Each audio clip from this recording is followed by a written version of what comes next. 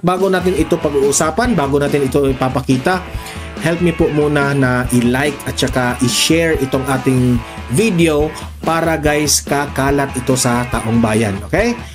Mahalaga po na mag-like and share sa video na ito. 1, 2, 3, go!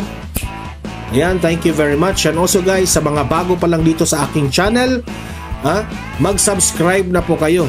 Kasi kung nakasubscribe kayo, ma-notify yung mga cellphones ninyo kung meron tayong bagong uploads, bagong updates, o kung meron man tayong breaking news, and especially kung nagla-live tayo, malalaman po ninyo. Okay? So, mahalaga po na nakasubscribe tayo lahat sa Donmar TV. Ready? 1, 2, 3, go! Ayan, ano na ba? Naka-subscribe na ba lahat? Okay. Pinas, Duterte pa rin! Duterte! Kumusta ho kayo?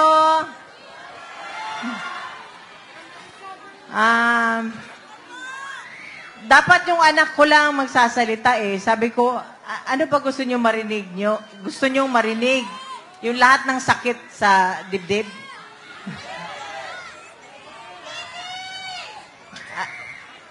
Yung anak ko, baby pa sana, pero napilitan mag-mature dahil sa nangyari. Hindi naman ho natin maipagkait kung ano ang nangyari.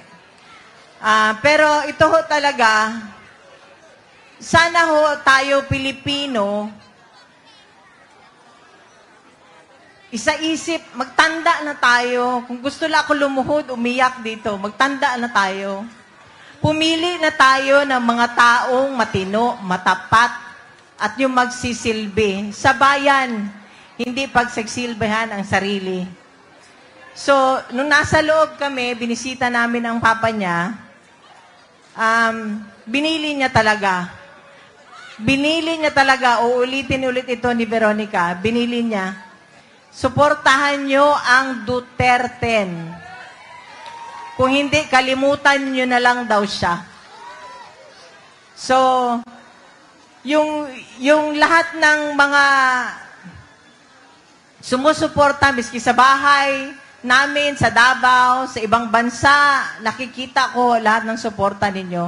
Maraming salamat. Alam niyo ba doon sa Netherlands, iba't iba ang tao na pumupunta galing sa iba't ibang panig ng bansa. Meron pang taga-Pilipinas na pumunta na nakausap ko. Sabi ko, taga Quezon City sila. Dahil alam mo bakit? Natatakot na rin sila sa kanilang seguridad. Kung noong una, di ba, mahal ni Pangulong Presidente ang bawat Pilipino, gusto niya maging masaya, safe, ligtas, nakakauwi ng bahay. Walang nangyayaring masama. Sana ho, suportahan ninyo ang mga kandidato ni Pangulong Presidente Duterte. Presidente Duterte, Rodrigo Duterte, yung 10. Nakikiusap ho ako. At yung sa mga darating na mga araw, maging mapagmatsyag ho tayo lalo na sa araw ng eleksyon. Tulungan ho natin ang bansa, tulungan natin ang susunod na henerasyon. Wala na hong natira sa atin. Di ba naalala nyo nung naging siya ang presidente? Naalala ko, OFW ako eh. Lahat ng mga Pilipino na sa abroad, proud na proud maging Pilipino. Pero ano ho ngayon ang nangyari?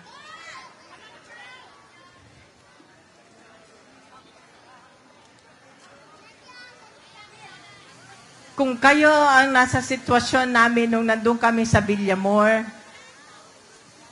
parang hanggang ngayon nananaginip pa rin ako. Parang hanggang ngayon hindi pa rin ako makapaniwala. Gusto ko humingi ng tulong, hindi ko alam kung saan. So kaya ngayon, nandito kami, nagsasalita, humihingi kami ng tulong ninyo, suportahan nyo ang Duterte.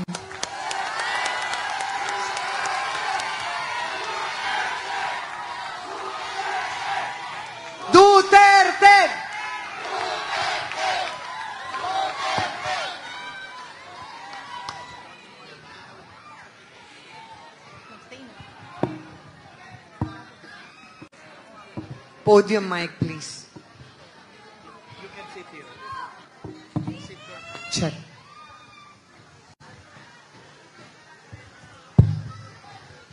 Magandang gabi sa inyong lahat. Ako si Veronica Kitty Duterte, bunsong anak ni Pangulong Rodrigo Roa Duterte.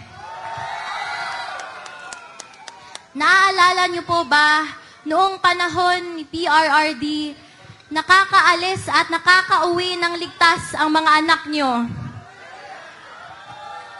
Ibalik natin ang ganoong pamamahala sa bansa. Nandito ako ngayon dahil kinuha nila sa amin, sa ating lahat, higit sa lahat, sa akin, ang tatay ko. Noong March 11, 2025, nasaksihan ko ang pagkidnap at pag-abuso nila sa tatay ko. Imbes na krimen, korupsyon at kahirapan ang pagtuunan ng pansin ng pamahalaang ito, inuuna nila ang pagsira sa pamilya ko at sa lahat ng kaalyado nito. Pumili tayo ng matino at matapat sa paglilingkod kasi kung hindi, kawawa tayong lahat at ang mga susunod na henerasyon.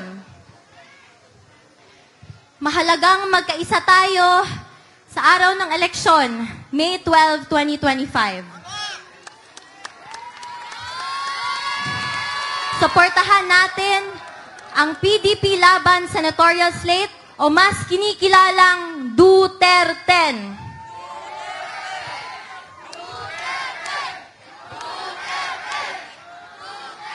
Mag-vote straight tayo at mag-block vote tayo upang mahirapan silang mandaya. To the OFWs, to the Filipino communities who took care of us, you have my love, respect, and gratitude. Sa katawhan nga nagpakita og walay undang paghigugma o pagsuporta, daghang salamat kay wa minyo biyae. Kamo ang nagapakusog sa amo tanan. May aabot ako na personal na mensahe ng tatay ko sa bawat Pilipino. Sabi niya, I did what I could for my country. And you are all in my heart. Pangalawa, ang sabi niya, kung kakalimutan niyo lang rin ang Duterte, kalimutan niyo na lang rin siya. Mga kababayan, huwag nating kalimutan ang bilin ni Tatay Digong. Sa mga kabataan, hinihikayat ko kayong magbantay sa mga boto dahil dito nakasalalay ang kinabukasan nating lahat. Maraming salamat po and God save the Philippines. Iniimbitahan ko... Pilipinas!